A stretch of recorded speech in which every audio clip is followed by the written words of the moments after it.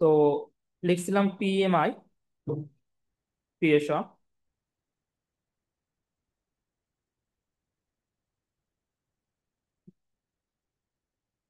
This is paragraph, এই একটা line. আর দিস ইজ প্যারাগ্রাফ টু, এই একটা লাইন। আর এই কোশ্চেনের নাম হচ্ছে ফিগার 3। এবং কোশ্চেনে বলছি ফিগার 3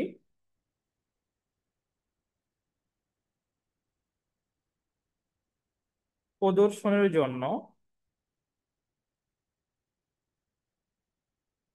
এইচটিএমএল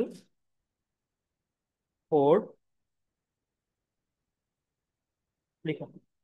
এটা হচ্ছে আমাদের কোশ্চেন। ফিগার 3 প্রদর্শনের জন্য এইচটিএমএল কোড লিখুন।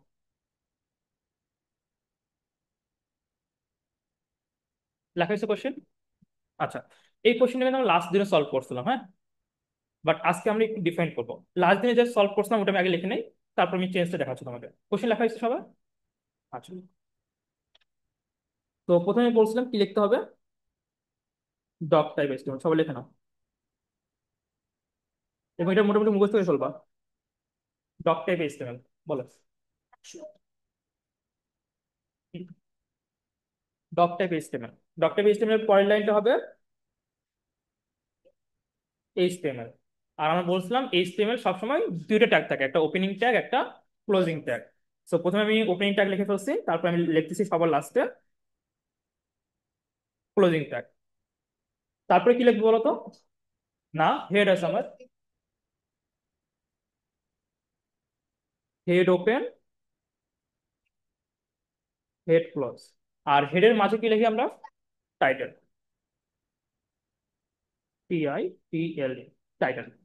Title open, title close. আচ্ছা, টাইটেলের মধ্যে কি লিখবো বলতো?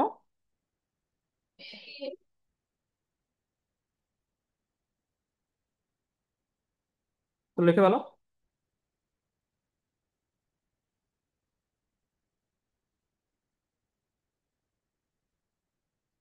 PMI creation.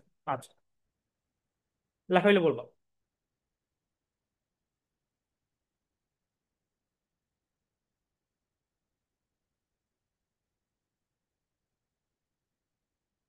আচ্ছা, এরপরে মাঝখানে যে অংশটুকু আসবে সেটা হচ্ছে বডি পার্ট। এবং সবসময় মনে রাখবা, বেশিরভাগ যত কিছু লিখি না কেন আমরা HTML সবকিছু বডির মধ্যেই লিখতে হয়। কার মধ্যে লিখবো? বডির মধ্যে।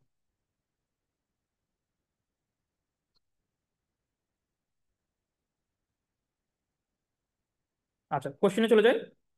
কোশ্চেন দেখো, আচ্ছা দেখো এখানে কথা আছে। এখানে PMI ক্রিয়েশনটা আমি ছোটতে লিখছি না, এখানে কিভাবে লিখছি? তো আমি ভুল লিখছি। অ্যাকচুয়ালি ওখানে যেভাবে লেখা থাকবে ওইভাবেই লিখতে হবে, আমি পুরোটাই কপি। মানে জিনিসটা হচ্ছে তুমি জাস্ট কপি করবা। মানে একটা জিনিস হলো ওয়েব, তোমাকে আমি অন সাইটে দিয়ে দিবো, তুমি জাস্ট ওই জিনিসটা কপি করো, কোনো চেঞ্জ নাই। আচ্ছা, বডির মধ্যে আমি কি লিখবো বলো তো? এখন আমি বলছিলাম দিস ইজ প্যারাগ্রাফ, এটা একটা প্যারাগ্রাফ চিন্তা করবো। দিস ইজ প্যারাগ্রাফ 2, এটা একটা প্যারাগ্রাফ চিন্তা করবো। তার মানে আমি বলছিলাম জিনিসটা এরকম, যে সাপোজ ধরে নাও এই একটা অংশ আছে, কোথায় লিখবি? এই যে অংশটুকু, এই অংশটুকু এটা একটা প্যারাগ্রাফ, এই অংশটুকু এটা একটা প্যারাগ্রাফ, এই একটা প্যারাগ্রাফ। তার মানে প্যারাগ্রাফ 10-12টা লাইন মিলে একটা প্যারাগ্রাফ হতে পারে, একটা লাইন মিলে একটা প্যারাগ্রাফ হতে পারে। তো সবকিছু আমরা প্যারাগ্রাফ হিসেবে চিন্তা করবো। তো এখন এখানে বলতো এখানে আমার প্যারাগ্রাফ কয়টা আছে? দুইটা।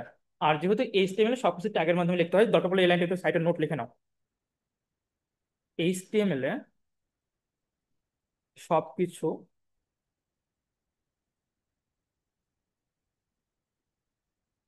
ট্যাগের মাধ্যমে লিখতে হয়। তার মানে তুমি এইচটিএমএল যাই কিছু লেখা না কেন, প্রত্যেকটাতে কোনো না কোনো ট্যাগ ব্যবহার করবো। হ্যাঁ। আর কত ধরনের ট্যাগ আছে ওগুলো আমরা আস্তে আস্তে শিখবো। সেই জিনিসটা মাথায় রাখবো, যে এইচটিএমএল এ সবকিছু কিসের মাধ্যমে ব্যবহার করতে হয়? ট্যাগের মাধ্যমে। সো যেহেতু আমি প্যারাগ্রাফ লিখতেছি, প্যারাগ্রাফের জন্য কোন ট্যাগ ইউজ করা হয়? P tag. তো এখানে আমার প্যারাগ্রাফ আছে দুইটা লাইন। সো এখানে একটা পি ট্যাগ ইউজ করবো, এখানে একটা পি ট্যাগ ইউজ করবো, এখানে একটা পি ট্যাগ ইউজ করবো, আর এখানে একটা পি ট্যাগ ইউজ করবো। কারণ ট্যাগ আবার দুইটা পার্ট থাকে, একটা ওপেনিং ট্যাগ থাকে, একটা ক্লোজিং ট্যাগ থাকে। সো এখানে লেখো P tag this is paragraph, P tag close, P tag, this is paragraph two, P tag close. So এটা হচ্ছে আমার অ্যান্সার, ফুল অ্যান্সারটা আমাদের যে কোশ্চেনটা ছিল।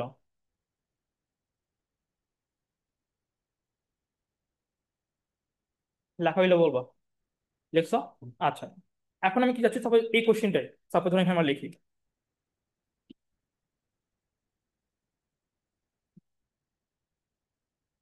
এই একটা পিটার, এই একটা পিটার।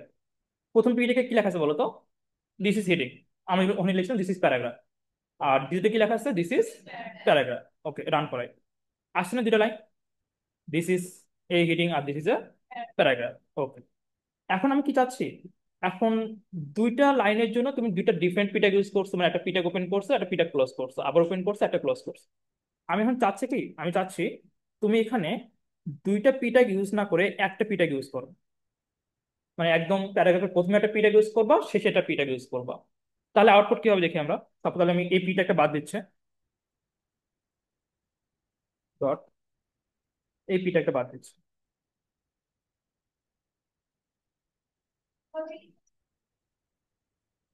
দেখি আমরা ডিফারেন্ট দেখি। প্রবলেম কি হইলো বলো তো? এক লাইনে হয়ে গেছে, তার মানে প্যারাগ্রাফ পিটা ইউজ করলে ওর ভিতরে আমি যত লিখে, দেখো এখানে কিন্তু আমি স্পেস দিয়ে রাখছি, আমি কিন্তু এখানেও কি করছি, স্পেস দিয়ে রাখছি, কিন্তু অ্যাকচুয়ালি ওখানে কিন্তু স্পেস নিচ্ছে না। আমার আউটপুটে, আউটপুটে কিন্তু ওটা একটা লাইন হিসেবে কাউন্ট করছে। তুমি তো আমি কি, তুমি এখানে যতগুলো স্পেসই করো না কেন, কোনো লাভ নাই, ও তোমাকে আউটপুট এক লাইনেই দিবে। কথা বোঝা গেছে? আচ্ছা, এখন আমি চাচ্ছি প্যারাগ্রাফ পিটা একটা ইউজ করব, কিন্তু আমাকে দুটো লাইন দেখাবে। আমি কি বললাম বলো তো? পিটাকে আমি একটা ইউজ করব, আমাকে বাট দেখাবে কয়টা লাইন? দুটো লাইন। সো এখানে আমরা নতুন একটা ট্যাগ ইউজ করবো, সেটা হচ্ছে বিআর ট্যাগ। হ্যাঁ, লিখে নাও। তো লেখো ব্রেক ট্যাগ। সো তোমরা এই এই কোশ্চেনটা তোমরা আবার মানে just এই পোর্শনটা যেখানে আমরা কি করতেছি, পি ট্যাগ একটা ইউজ করতেছি, দিস ইজ এ প্যারাগ্রাফ, এরপরে আমি নতুন একটা ট্যাগ ইউজ করতেছি বিআর ট্যাগ। তো লাইনটা কিভাবে আসে, দিস ইজ প্যারাগ্রাফ লাইনটা আসার পরে বিআর এর জন্য ব্রেক পাই, বিআর ট্যাগের নোট পাশে লিখে নিবা। বিআর ট্যাগ মানে হচ্ছে ব্রেক, এই ব্রেকের মানে হচ্ছে নিউ লাইন।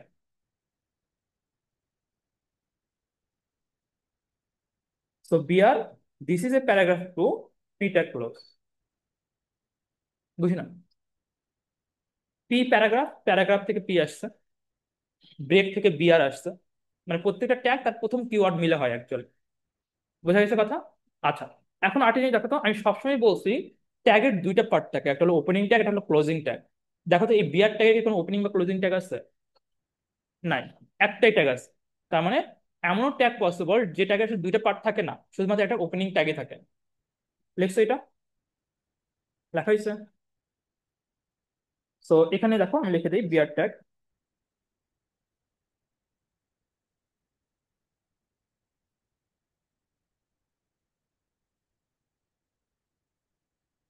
আসছে দুই লাইনে, দুই লাইনে আসছে। ঠিক আছে। তো তার মানে আমি বিআর একটা বিআর ট্যাগ ইউজ করে কি লাইনগুলোকে কি করতে পারি, ডিফারেন্ট করতে পারি। এরপর লেখো ট্যাগ দুই ধরনের হয়। এই কোশ্চেনটা শেষ করার পরে লিখবা ট্যাগ দুই ধরনের হয়।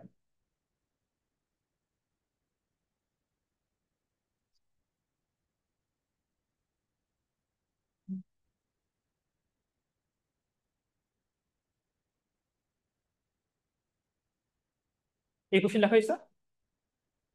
এরপর লিখবা ট্যাগ দুই ধরনের হয়।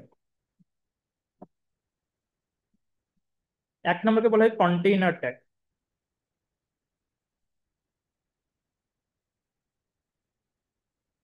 আর এটাকে বলা হয় এমটি ট্যাগ। ট্যাগ কয় ধরনের হয়? দুই ধরনের হয়। প্রথমটাকে বলা হয় কন্টেইনার ট্যাগ, আর এটাকে বলা হয় এমটি ট্যাগ। আচ্ছা, কন্টেইনারের বাংলা বলতে পারবা? ধারণ করে। তার মানে কি, সহজ ভাষায় এভাবে লিখতে পারো, যে ট্যাগ কোনো কিছু ধারণ করে তাকে কন্টেইনার ট্যাগ বলে। ঠিক আছে, এটা লিখলে হবে। আর তাহলে এখন কথা হচ্ছে ধারণ করেটা কি আসলে। তো আমরা আমাদের এইচটিএমএল কোডে চলে যাই। দেখো এই যে আমি এইচটিএমএল ওপেন করছি না, এই শেষে এইচটিএমএল কি করছে, সে আসলে এই পুরো অংশটাকে ধারণ করে আছে না। তার মানে কি, HTML opening tag closing tag এটা একটা কন্টেনার ট্যাগ। আবার দেখো, এই হেডটা বা এই হেড ক্লোজিংটা পুরো টাইটেলকে ধরে রাখছে না। আবার টাইটেলটা পিএমআই ক্রিয়েশনকে ধরে রাখছে না। আবার এই পি ট্যাগটা এই দিস ইজ প্যারাগ্রাফ টুটাকে ধরে রাখছে। আবার এই বডি পার্টটা পুরো পি ট্যাগ সহ পুরোটাকে ধরে রাখছে। তার মানে যেসব ট্যাগের ওপেনিং থাকে, যেসব ট্যাগের ক্লোজিং থাকে, তারাই অ্যাকচুয়ালি কোনো কিছু ধারণ করে থাকে। যার কারণে এইসব ট্যাগগুলোকে কি বলা হয়, কন্টেইনার ট্যাগ বলা হয়। সো তোমরা অ্যান্সার এটা লিখবা সংজ্ঞা, যে ট্যাগে ওপেনিং ট্যাগ ও ক্লোজিং ট্যাগ থাকে।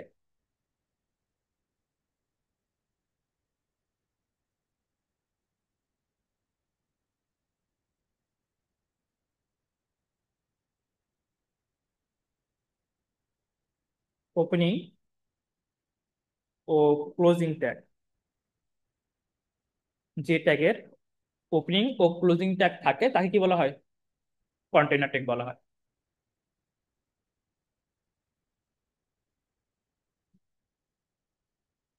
যে ট্যাগের ওপেনিং ট্যাগ ও ক্লোজিং ট্যাগ থাকে তাকে কি বলা হয়, কন্টেইনার ট্যাগ বলা হয়। ওকে।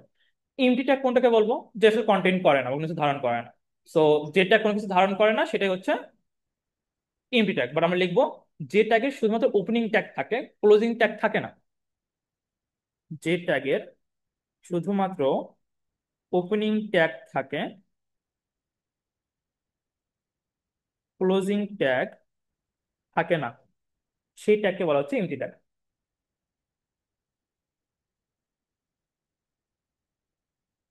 কন্টেনার ট্যাগে তুমি এক্সাম্পল এটা দিতে পারো, পি ট্যাগ, এটা একটা কন্টেনার ট্যাগ। তারপরে এইচটিএমএল, এটা কন্টেনার ট্যাগ।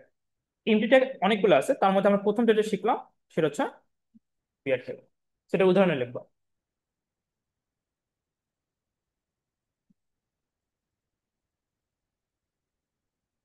এই টাইপ কোশ্চেন যদি পরীক্ষায় আসে 4 নম্বরে, আর যদি অ্যান্সার করতে না পারো তারপর দেখে তোমার।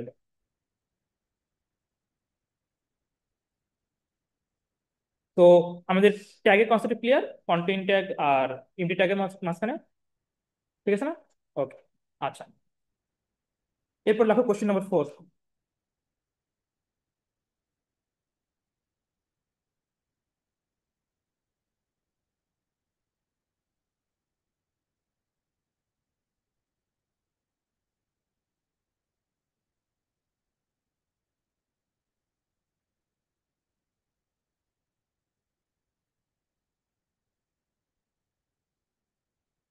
কোশ্চেন নম্বর 4 বক্স করো। সেম, পিএমআই ক্রিয়েশন লিখবা।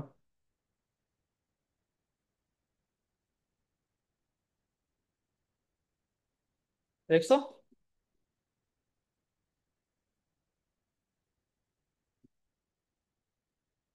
দেন এর ভিতরে বড় করে লিখবা হেডিং 1, এবং এটা বোল্ড করে লিখবা। তারপরে হেডিংটা একটু ছোট হবে, এটা বোল্ড হবে। তো এখানে এটা সুন্দরভাবে আসবে না, তোমরা এটা লিখবা, মানে এই জিনিসটা চাচ্ছি আমি। পিএমআই ক্রিয়েশন যে বক্সটা আছে, বক্সের ভিতরে এটা লিখবা।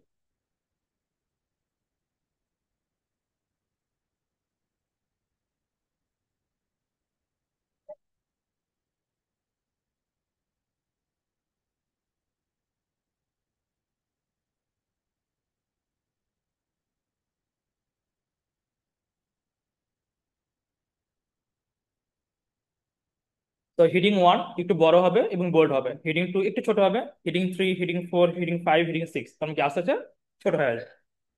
হ্যাঁ, তোমরা ওইভাবে লিখবে।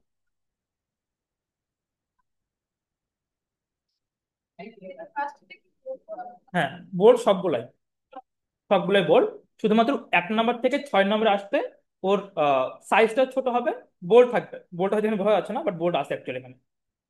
তো 6 নম্বর যেটা আছে না, 6, 5 সবগুলো একচুয়ালি বোল্ডই আছে।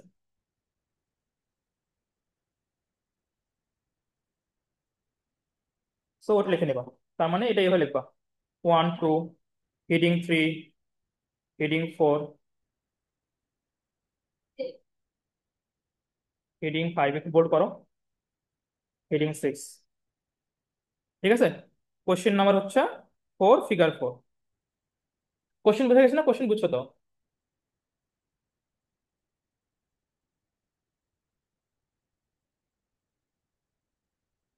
আচ্ছা, তাহলে এইচটিএমএল কোড লিখে ফেলো। পারবে না লিখতে? লেখা।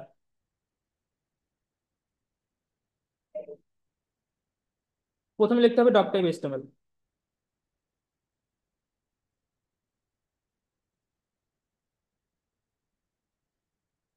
দেন এইচটিএমএল, হেড ওপেন, টাইটেল, টাইটেলের ভিতরে আসবে পিএমআই ক্রিয়েশন,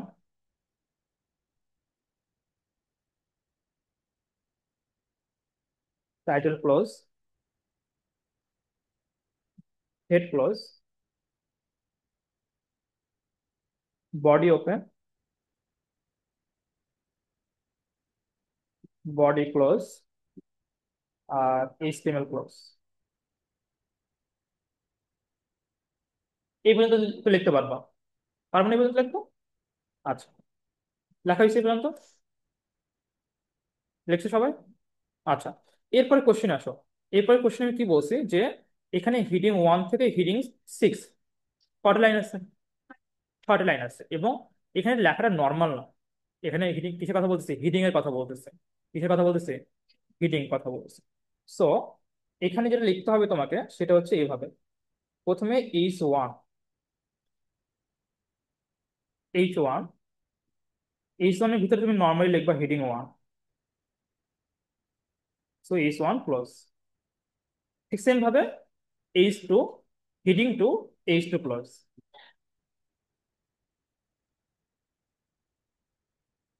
বুঝি নাই?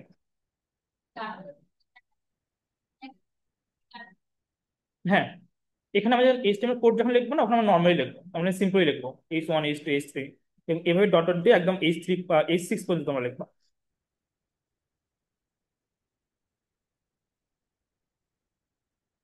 ঠিক আছে? বুঝছো লেখাটা কি লিখতে হবে?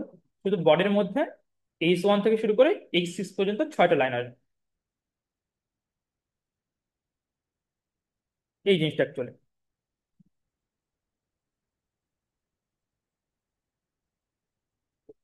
লিখে রাখো। Body H1, hiding 1, H1, H2, H3, H4, H5, H6।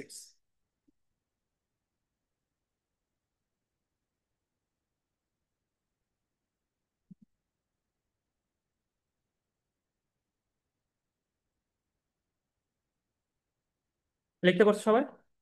Okay. এখন দেখো, এটা যদি আমি রান করাই, তাহলে আউটপুট কি আসছে দেখো তো। বুঝা গেছে? আচ্ছা, তাহলে এখান থেকে আমরা শর্টকাট কিছু কোশ্চেন বলি। এইচটিএমএল এ হিডিং কয়টা? এইচটিএমএল এ হিডিং কয়টা? কয়টা? এইচটিএমএল হিডিং কয়টা? ওকে।